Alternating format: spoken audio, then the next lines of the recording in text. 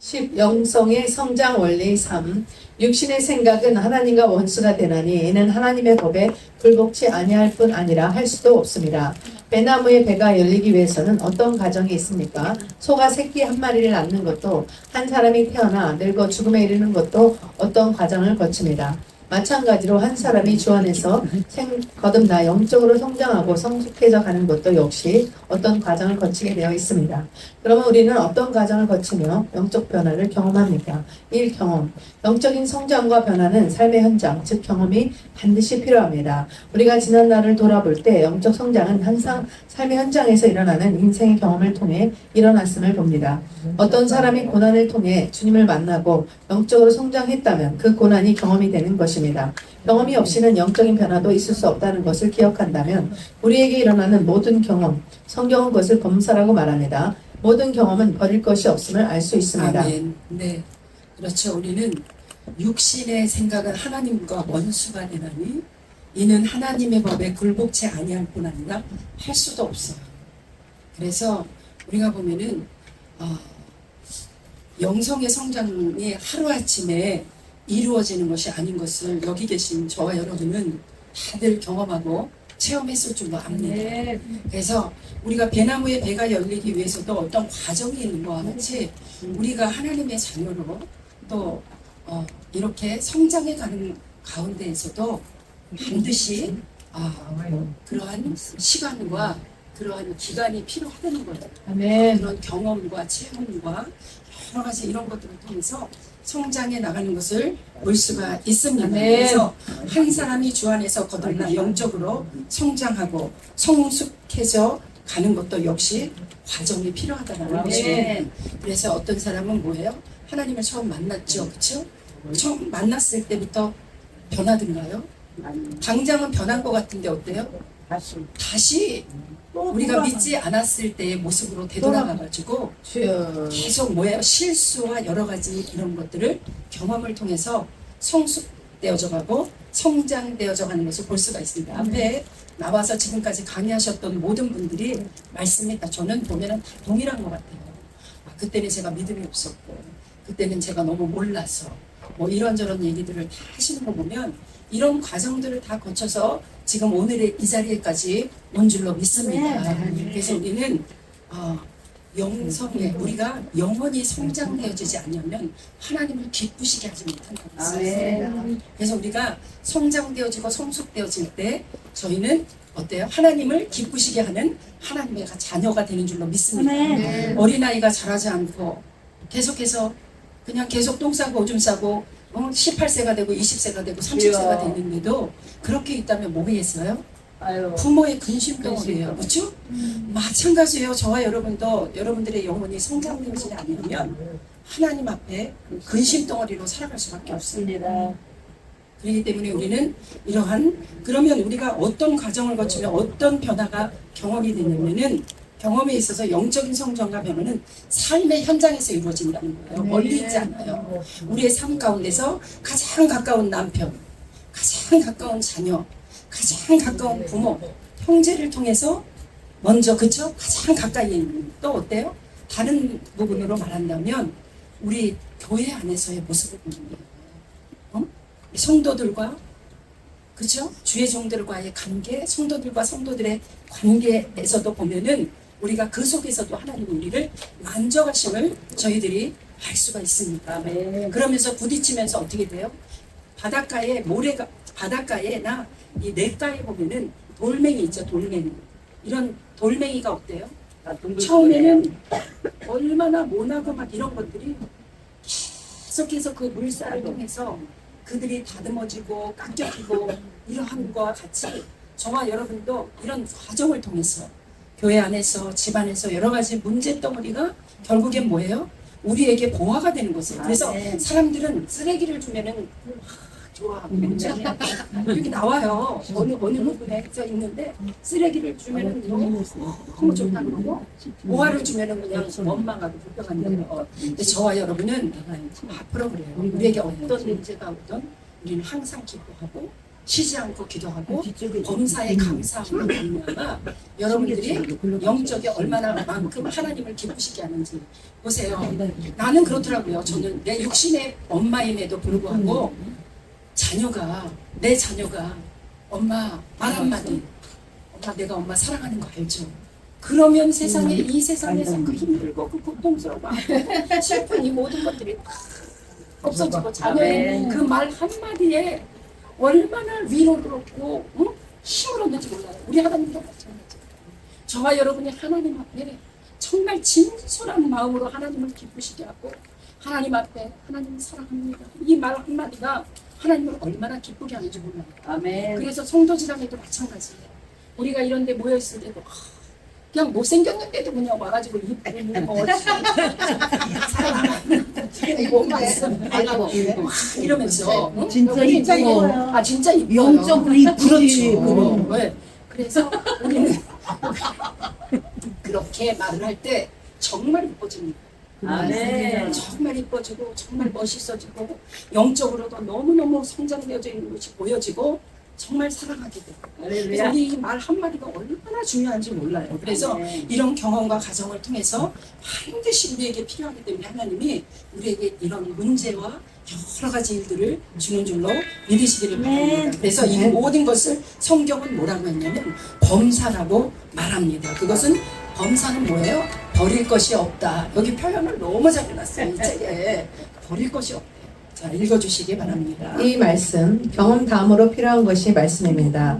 우리의 삶의 현장에서 일어나는 경험과 말씀이 만나야 합니다. 그때 말씀은 우리의 경험을 해석하고 우리의 모습을 비추어주는 역할을 합니다. 말씀 없는 경험은 우리의 영성을 부실하게 하고 경험 없는 말씀은 능력 없는 이론이 되고 맙니다. 내 삶의 현장에서 일어나는 경험과 말씀이 만날 때 객관적인 말씀은 주관적인 말씀이 되고 나에게 들려지는 주의 음성이 됩니다. 3. 겸손. 성경이 말하는 겸손은 우리가 일반적으로 생각하는 겸손과는 성격이 다릅니다. 성경적 겸손이란 경험과 말씀으로 나에게 들려지는 주의 음성을 받아들이는 것을 의미합니다. 우리의 경험을 말씀이 해석할 때 그 말씀의 해석을 인정하고 수용하는 것이 영적 변화에 반드시 필요합니다. 바울은 로마서에서 육신의 생각을 다음과 같이 말합니다. 육신의 생각은 하나님과 원수가 되게 하나니 이는 하나님의 법에 굴복치 아니할 뿐 아니라 할 수도 없습니다. 영적으로 교만한 사람은 주의 음성을 반대하는 이론 또 즉 변명을 가지고 있습니다. 경험 속에 들려지는 주의 음성을 받아들이는 겸손이 없으면 영적 변화는 일어나지 않습니다. 왜 그렇습니까? 그렇습니다. 말씀 경험 다음으로 필요한 것이 말씀이래요. 말씀. 그냥 우리가 이런 여러 가지 경험을 통해서 또 경험만 가지고 있으면 안 돼요. 반드시 하나님의 생명의 말씀이 함께 있어질 때에 많은 놀라운 영적 성장뿐만 아니라 우리가 이것이 능력이 되어지는 줄로 믿으시기 바랍니다. 그 경험이 그냥 경험으로 내가 하는 것이 아니라 그 경험 가운데 말씀이 함께 할 때에 그것이 능력이 되어서 많은 사람들을 위로가 되어지고 치유가 되어지고 왜냐하면 예수님이 그랬잖아요. 산상수훈에 예수님이 그 기도하시는 마태복음 4장에서도 보면 마귀를 무엇으로 물리쳤어요? 말씀으로 물리쳤다. 예수님이 수많은 경험이 없었겠어요? 제자들의 3년 동안의 그 공생애를 통해서 얼마나 많은 수많은 사람들을 경험을 했겠어요. 그러면서 또 악한 세력들이 얼마나 많은 공격이 있었겠습니까? 그럼에도 불구하고 예수님께서는 모든 것을 다 하실 수 있는 분이지만 마귀의 그 말로 어떻게 대적을 했어요? 그 유혹에 어떻게 대적을 했냐면 말씀으로 대적했다라는 것입니다. 그래서 여기에도 보면은 로마서 8장 7절에도 육신의 생각은 하나님과 원수가 된다고 했어요. 그렇죠? 우리 육신의 생각할 때 참 많아요. 우리가 영적으로 충만하고 하나님의 말씀으로 완전히 내 마음속에 신비 가운데 새겨져 있다면 어떤 것들이 와도 그것을 물리칠 수 있는 말씀이 능력이니까 물리칠 수 있는 그런 것들이 되어서 경험 플러스 말씀으로 이 모든 것들을 이겨낼 수가 있지만 말씀이 없으면 어떻게 해요? 곧 넘어지는 자요. 씨 뿌리는 자의 비유도 있잖아요. 우리가 말씀해 보면 어떤 말씀은 돌짝밭에 뿌려지기도 하고 길가에 뿌려지기도 하고 그래서 사람에게 밟힐 수밖에 없는 그러한 삶을 살아갈 수밖에 없어요. 그런데 좋은 곳에 심겨지면 어때? 좋은 땅에 심겨지면 30배, 60배, 100배의 결실을 한다는 것입니다. 그래서 말씀과 경험이 만날 때에 놀라운 시너지의 그러한 역사가 일어나는 줄로 아멘. 믿으시기를 아멘. 바랍니다. 아멘. 그래서 또 그렇게 말씀이 우리 가운데 있을 때는 겸손하기를 성경이 말하는 겸손은 우리가 일반적으로 생각하는 겸손과는 성격이 완전히 다르다라는 것입니다. 성경적 겸손이란 경험과 말씀으로 나에게 들려지는 주의 음성을 받아들이는 것을 의미한다는 아멘. 것입니다. 아멘. 자, 아멘. 그래서 우리가 영적으로 교만한 사람은 주의 음성을 반대하는 이론, 즉 변명을 가지고 있지만 경험 속에 들려지는 주의 음성을 받아들이는 겸손이 없으면 영적인 변화가 절대로 일어나지 않는다라는 것입니다. 아멘. 자, 4번 그러면 4. 성령. 우리가 경험 속에 들려지는 주의 음성을 받아들이면 겸손, 성령이 우리 인생에 개입을 합니다. 성령은 진리의 영이십니다. 그러므로 주의 음성을 받아들이면 성령이 역사를 하지만 우리가 주의 음성을 거절하면 성령이 우리의 인생에 개입을 할 수가 없게 됩니다. 우리가 회개할 때 하나님의 역사를 경험하는 것과 또 마찬가지 원리입니다. 회개란 우리의 경험을 해석해주는 말씀을 인정하는 것을 말합니다. 회개는 우리가 하나님 앞에 겸손해졌을 때 할 수 있는 일이며 우리의 모든 이론을 하나님 말씀 앞에 굴복시켰을 때 일어나는 일입니다. 아멘. 네, 그렇죠. 성령이 우리와 함께 성령이 함께 하지 않으면, 왜냐하면 성령은요 예배소서에 보니까 뭐라고 했냐면 하나님의 말씀에 깊은 것까지 통달할 수 있는 분이 성령님이세요. 그래서 성령이 우리와 함께 할 때 주의 음성을 받아들이면 그것이 겸손하고 성령이 우리의 인생에 개입을 한다는 것입니다. 성령이 내 안에 들어와 역사하신다는 거예요. 그러면 어떻게 해요? 나는 그와 더불어 먹고 그는 나와 더불어 함께 먹고 마시고 살아가는 거예요. 그러니까 성령님이 나의 모든 삶에 뭐가 돼요? 인도자가 되어주는 줄로 믿으시기를 바랍니다. 그래서 성령은 어떤 영이에요? 진리의 영입니다. 그러므로 주의 음성을 받아들이면 성령의 역사를 하지만 우리가 주의 음성을 거절하면 성령이 우리의 인생에 개입할 수가 없다라는 것입니다. 그래서 우리가 회개할 때 하나님의 역사를 경험하는 것도 마찬가지 원리라는 것입니다. 그래서 이렇게 성령이 역사할 때 회개할 수 있다라는 것입니다. 회개란 우리의 경험을 해석해주는 말씀을 인정하는 것을 말하는 것입니다. 그래서 회개는 우리가 하나님 앞에 겸손해졌을 때 할 수 있는 일이에요. 겸손하지 않으면 회개가 나오지 않습니다. 우리의 모든 이론을 하나님 말씀 앞에 굴복시켰을 때 일어나는 일입니다. 아멘. 능력. 성령이 우리의 삶에 개입을 했다는 말은 성령의 능력이 임했다는 의미입니다. 성령의 능력은 제 능력과 권세를 파하는 능력입니다. 많은 사람들이 제가 능력이요 권세임을 모릅니다. 더 나아가 자기의 능력으로는 제 능력을 이길 수 없음을 모릅니다. 바울도 처음에는 이 사실을 몰랐다가 나중에 알고 나서 로마서에서 절망적인 고백을 합니다. 그 절망을 통과하며 죄의 능력을 파할 수 있는 것은 성령의 능력밖에 없음을 알게 되었던 것입니다. 어떤 과정을 거치며 나무의 열매를 맺고 아이가 성장하듯이 우리가 주 안에서 영적 변화를 경험하려면 반드시 경험, 말씀, 겸손, 성령, 능력이라는 과정을 거치게 되어 있습니다. 아멘.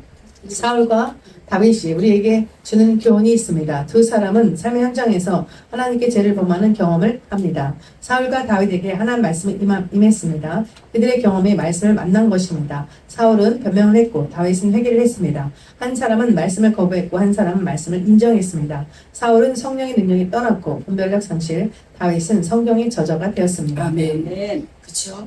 능력의 단계에서는 성령이 우리의 삶에 개입을 했다는 말은 성령의 능력이 임했다는 의미예요.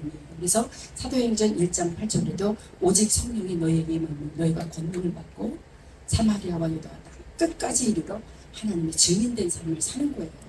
이것이 능력이라는 것을 저와 여러분이 누구보다도 더 잘 알고 계실 것입니다. 그래서 많은 사람들이 죄가 능력이요 권세임을 몰라요. 그리고 더 나아가 자기의 능력으로 죄의 능력을 이길 수 없음도 모른다는 것입니다. 또한 바울도 처음에는 이 사실을 몰랐다가 나중에 알고 나서 로마서에서 절망적인 고백을 합니다. 그 절망을 통과하여 죄의 능력을 파할 수 있는 것이 성령의 능력밖에 없음을 알게 되었던 것입니다. 어떤 과정을 거치며 나무가 열매를 맺고 아이가 성장하듯이 우리가 주 안에서 영적 변화를 경험하려면 반드시 경험과 말씀과 겸손과 성령과 능력이라는 과정을 거치게 되어 있습니다. 그래서 여기에서 보면은 우리가 잘 알죠. 사울과 다윗에 대해서는 너무너무 잘 알고 있습니다. 그래서 사울은 그렇게 자기가 죄를 범하였었지만 회개하지 않았고, 다윗은 더 큰 죄를 범하였음에도 불구하고 하나님 앞에 철저히 회개함으로 죄사함을 받았고, 그 경험을 통해서 놀라운 능력이 끝까지 하나님과 함께 동행했다는 사실이에요. 그것이 능력입니다. 자, 읽어주시기 바랍니다. 오늘도 우리는 하루를 살 것입니다. 하루 동안 일어나는 모든 일은 우리 인생 경험이 됩니다. 우리는 육에 속한 눈으로 좋은 일과 나쁜 일을 구별하지만 영적인 시각으로 보면서 영적 분별력이 생겨 우리는 모든 경험 속에서 하나님의 음성을 들을 수 있습니다. 그러기에 범사에 감사할 수 있는 것입니다. 우리의 기도 중요합니다. 주의 음성을 들을 수 있는 귀가 있어야 하고, 들려진 음성을 받아들일 수 있는 겸손만 있다면 우리의 경험은 아주 귀한 것이 됩니다. 그런 것을 아는 사람은 고난당하는 것이 내게 유익이라는 고백을 합니다. 오늘도 우리의 경험과 말씀이 만나 우리에게 들려줄 주의 음성을 기대해 봅니다. 아멘. 그렇죠. 우리가 하루를, 오늘도 우리는 매일매일의 삶을 우리가 살아가는 중에 하루 동안에 일어나는 모든 일을 우리 인생의 경험이 되는데, 정말 어떤 일이 일어날지 우리는 몰라요. 그렇죠? 우리는 모릅니다. 그래서 우리 육체 속의 눈으로 좋은 일과 나쁜 일을 구분할 수 있지만, 영적인 시각을 보면서 영적 분별력이 생겨 우리는 모든 경험 속에서 하나님의 음성을 들을 수 있어야 합니다. 그러기에 범사에 감사할 수 있는 것입니다. 우리의 기도 중요하죠. 굉장히 중요합니다. 우리가 무엇을 듣느냐, 또 무엇을 보느냐, 그렇죠? 우리가 무엇을 말하느냐. 그러니까 눈과 귀와 입이 굉장히 중요해요.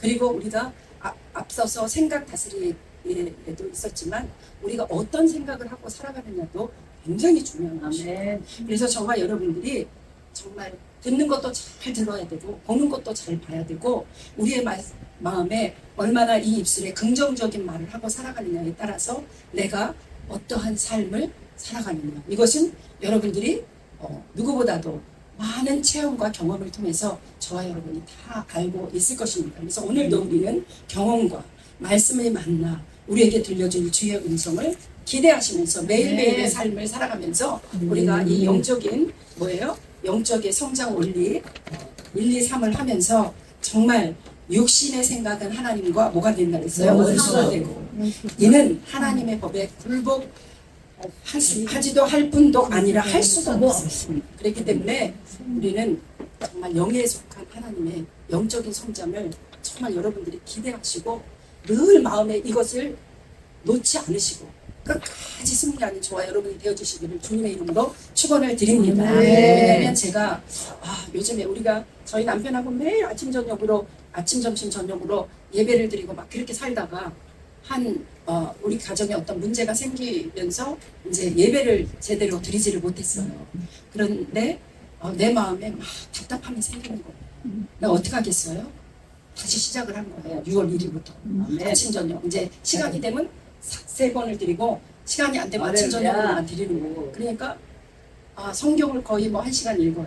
그리고 기도를 하고, 이제 그렇게 하다 보니까 거의 1시간 반에서 2시간을 찬양을 꼭 이제 한 3장 이상을 꼭 부르는 거예요. 그리고 말씀을 읽어 내려가고, 함께 둘이서 마음을 합쳐서 막 간절히 기도를 하고, 그렇게 하니까 어때요? 얼마나 힘이 생기는지. 그런데 제가 영적으로는 이제 좀 피곤한 거예요, 오늘은. 왜냐하면 여러분, 월요일 날 우리가 보통 이제 주의 종들이 쉬는 날이잖아요. 그런데 어땠어요? 아침 일찍부터 준비를 하고 나오려니까, 뉴욕에서 오려니까 얼마나 바빠요. 아침 저녁. 그러니까 그런데 그렇게 하는데 우리가 주일날 어제 예배를 4번을 드렸어요. 그리고 밤늦게 장로송가당까지 갔다 오니까 너무 피곤한 거야. 그러니까 내가 막 소리가 저절로 나는 거야. 아이고 막 이러다가 어떻게 잠이 들었는데 세상에 아침에 막 너무너무 힘이 드는 거야. 그래서 왔는데 힘이 부족한 거예요. 이게 딸리는 거예요. 그래서 이거 그냥 월요일 2시에 해야지.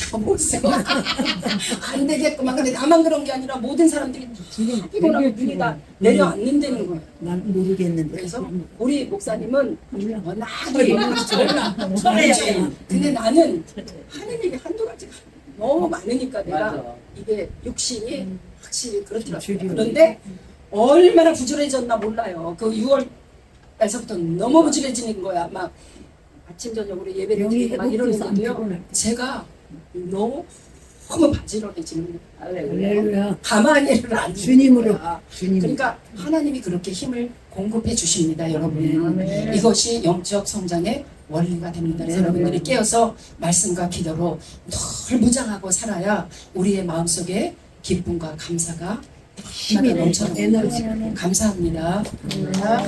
할렐루야. 수고하셨습니다.